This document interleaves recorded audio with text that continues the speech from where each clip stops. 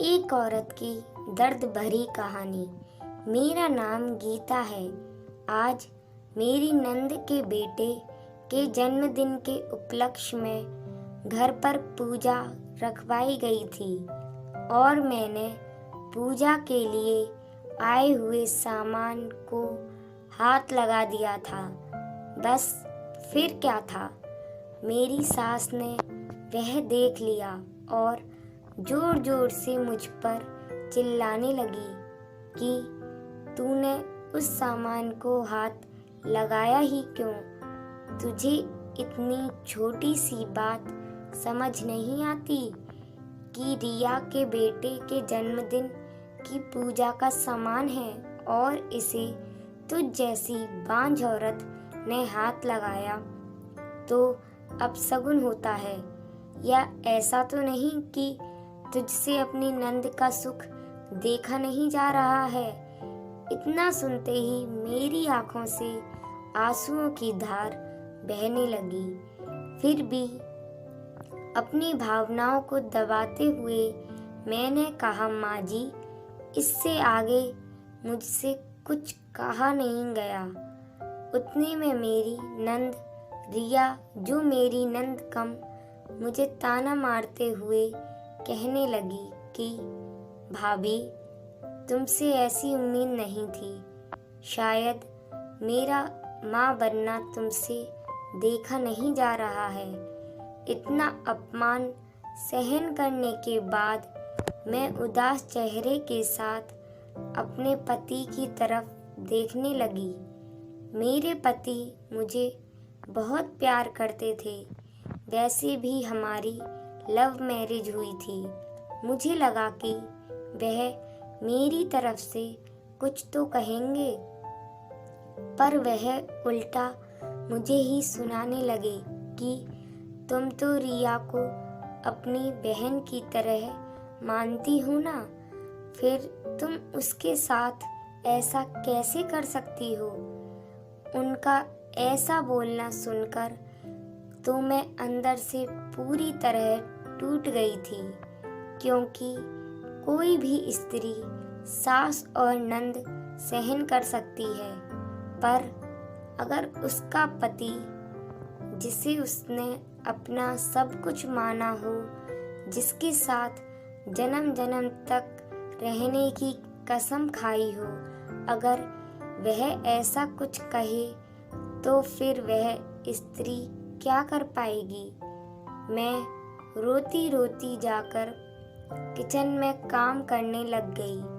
बांझ होने के कारण पूजा साहित्य में हाथ तक नहीं लगा सकती, लेकिन एक बहू होने के नाते घर के सभी कामों की जिम्मेदारी मुझ पर ही थी। मैं सोचने लगी कि अगर मैं माँ नहीं बन सकती तो इसमें मेरा क्या दोष है? माँ बनना या ना बन पाना यह खुद एक औरत के हाथ में थोड़ी होता है। मेरी सास एक स्कूल में टीचर थी। मेरी ननद ने लॉ कर रखा था और मेरे पति एक इंजीनियर थे। और मुझे हैरानी इस बात की होती है कि इतने पढ़े लिखे लोगों के विचार इतने पुराने हैं कि सिर्फ पूजा का सामान को हाथ लगा दिया तो अपशगुन हो गया।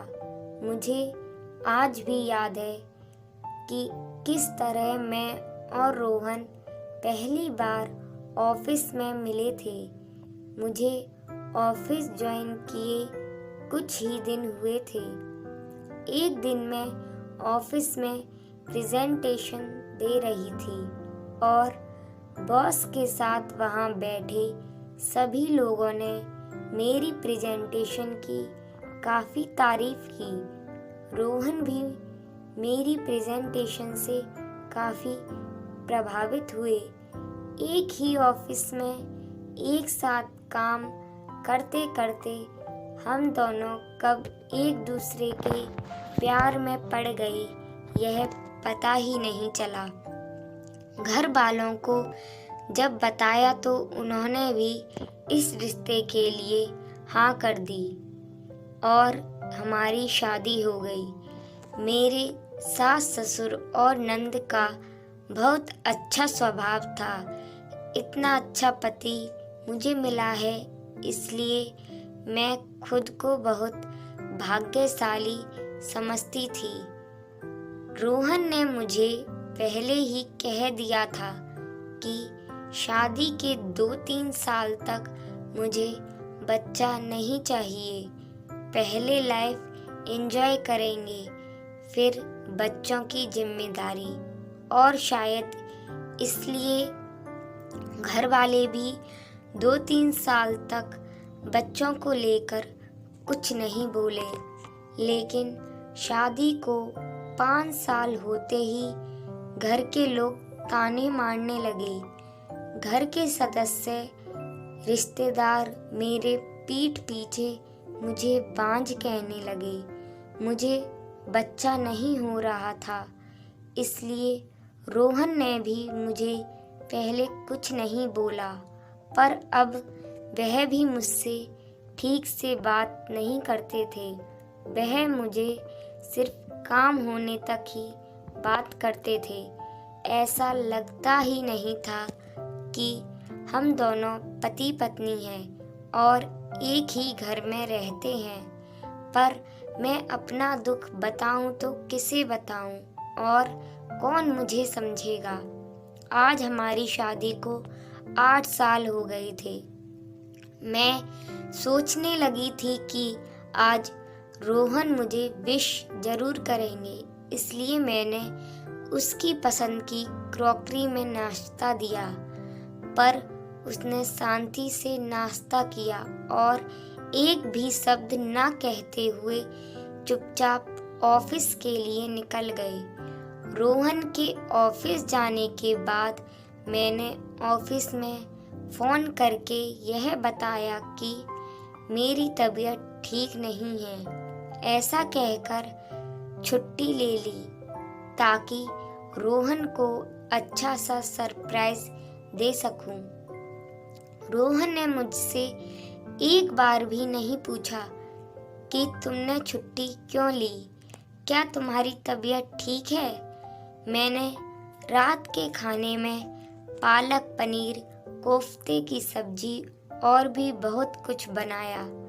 बेडरूम सुंदर फूलों से और मोमबत्तियों से सजाया और उसकी पसंद की लाल रंग की बॉर्डर की साड़ी पहनी। मुझे आज पूरा यकीन था कि रोहन आज चुप्पी तोड़कर मुझसे बात करेंगे और मैं उससे बच्चा गोद लेने के लिए राजी कर लूंगी। लेकिन जब वह घर आया, उसने एक बार भी मेरी तरफ नहीं देखा।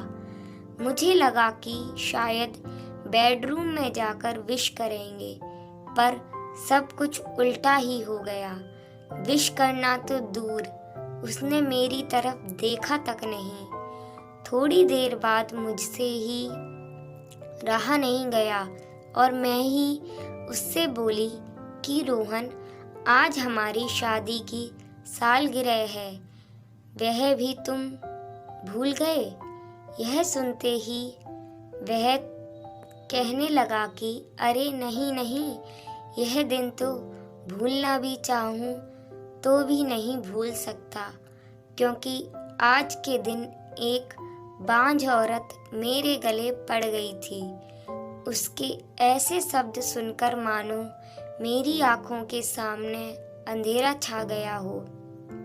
मैं अपने आंसुओं को रोकते हुए कहने लगी कि क्या हम बच्चा गोद नहीं ले सकते? तुमसे मैंने कितनी बार कहा है और इस पर अपनी कितनी बार बहस भी हो चुकी है।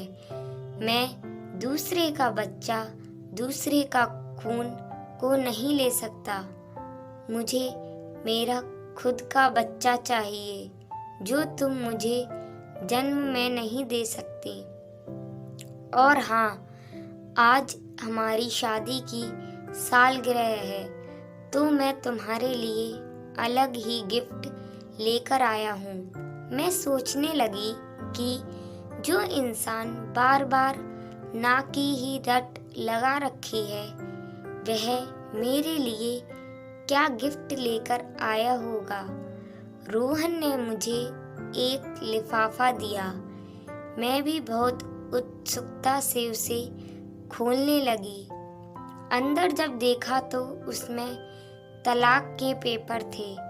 उन कागजात को देखकर मुझे विश्वास ही नहीं हो रहा था कि जो इंसान मेरी इतनी तारीफ करता था, इतना प्यार करता था, हर तरह के समय में मेरा साथ दिया, आज वह एक बच्चे के लिए मुझे तलाक दे देगा।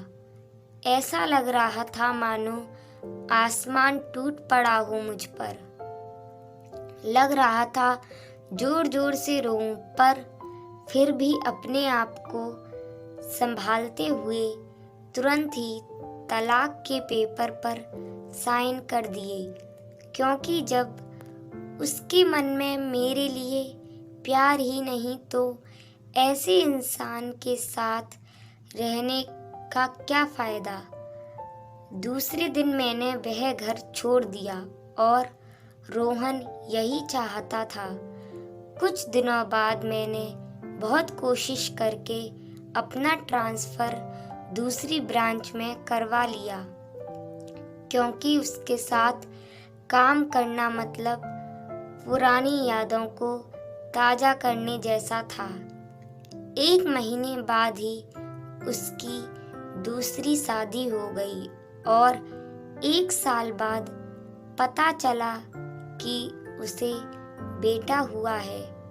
बेटा होने की खुशी में उसने पार्टी रखी थी और उस पार्टी में मुझे भी बुलाया था ताकि वह मेरा अपमान कर सके। मैं भी उस पार्टी में गई। मुझे देखते ही वह मेरे पास आया और कहने लगा कि देखा, तुम्हें तलाक देने का फैसला मेरा कितना सही था। मैं बाप बन गया हूँ।